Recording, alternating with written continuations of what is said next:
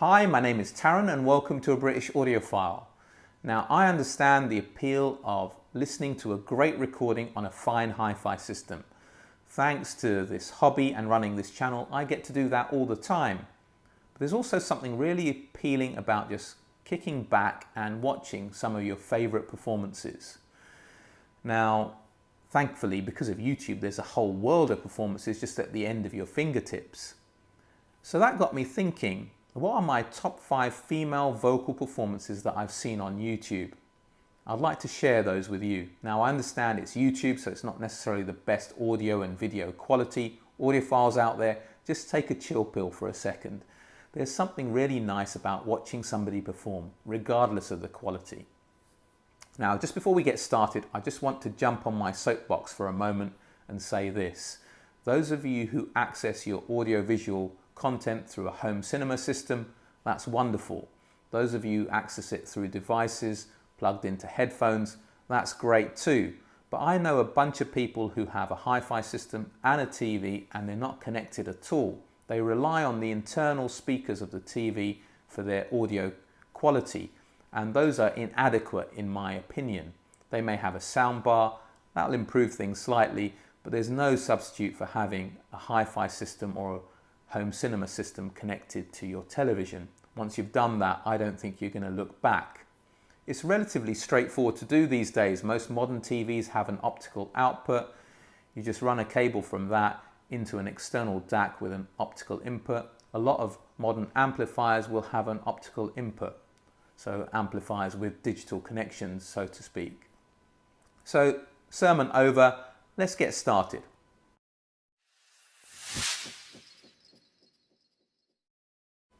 Right, so these aren't in any particular order, they're just 5 performances that I really like.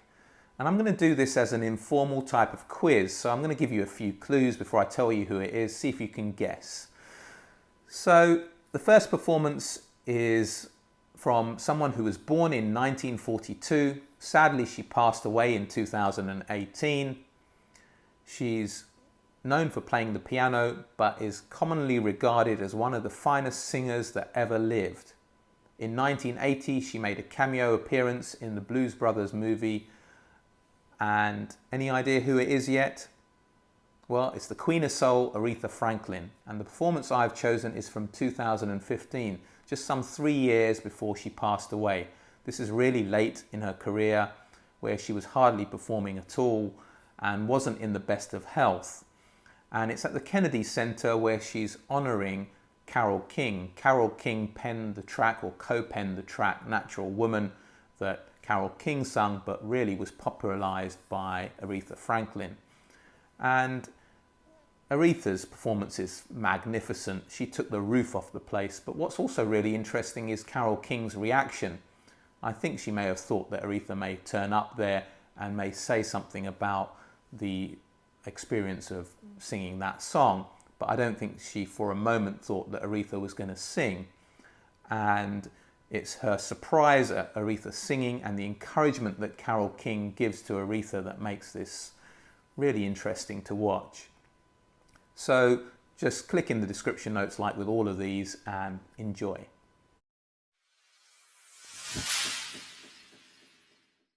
My second performer is born in 1972. And she's known for her rock-infused blues performances. She almost lost her life to drug addiction and an eating disorder, but I'm pleased to say is still alive and well and performing wonderfully to this day. She really hit the map in 2010 to 2014, where she did a couple of albums and tours with virtuoso blues guitarist Joe Bonamassa. Any ideas? It's Beth Hart. Now, you're spoilt on YouTube for wonderful Beth Hart performances, stuff like I said she did with Joe Bonamassa, but I'm going back to an earlier time. I think it's 2004, she's in Amsterdam, live at the Paradiso, and the track is Am I the One? This is her most uninhibited performance that I've seen. And I'm not entirely convinced that she was sober when she did it, but it's fascinating to watch nonetheless.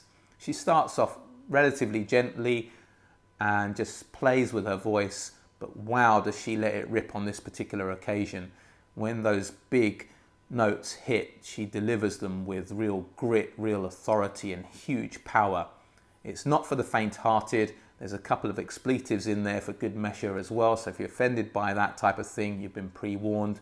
But the link is in the description notes. Just click and enjoy.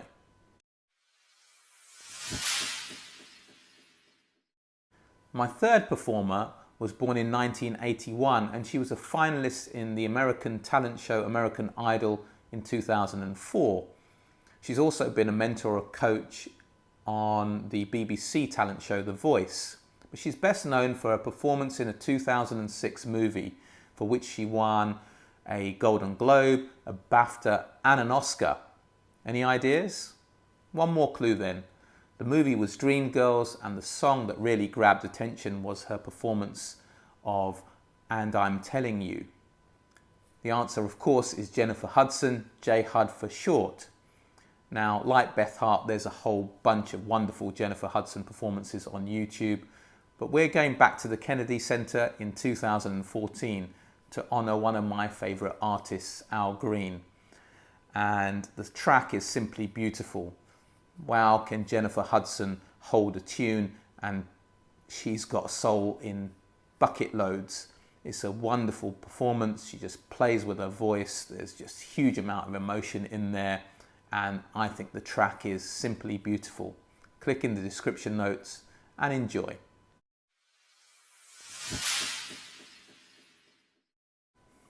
So we're down to performer number 4. Performer number 4 was born in 1989. They're getting younger all the time. That's not by design, it's just the way things have landed. So this performer was discovered on The Voice in 2012. She's done a duet with Michael Bublé, but she's best known for providing a song for the musical, the movie, The Greatest Showman. And the song is Never Enough. Any idea who sung that song in that movie? The answer is Lauren Allred. Now, I've chosen her performance live on a PBS special that she did with David Foster, a legendary producer and composer. And I love this song. I love the soft piano intro. I like how her voice starts off warm, and it's almost like a warm embrace, and then it builds with more power, and she hits those big notes with great authority. It's like you've been wrapped round in a hug and then slapped in the face. It's a wonderful performance. So the link is in the description notes. Just click and enjoy.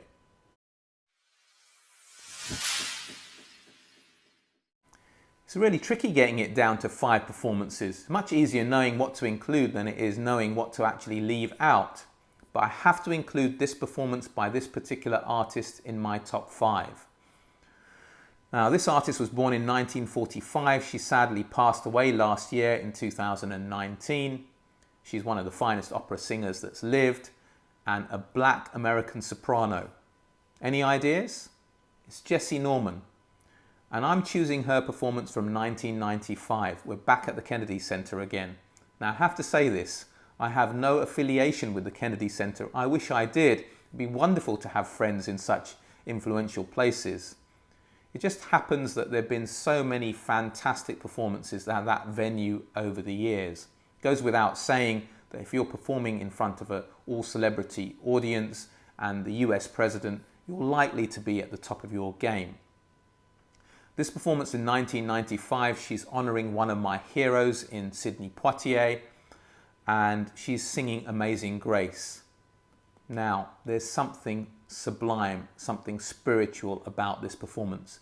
If you're not moved by it, I don't know what to say to you.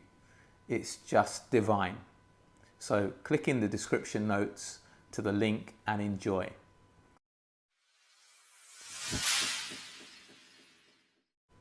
All that remains for me to say is I hope you've enjoyed my selection of 5.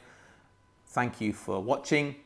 Please like this video, please share it, and if you haven't subscribed already and you like what I do with this channel, please consider subscribing. But for today, for now, a British Audiophile signing off.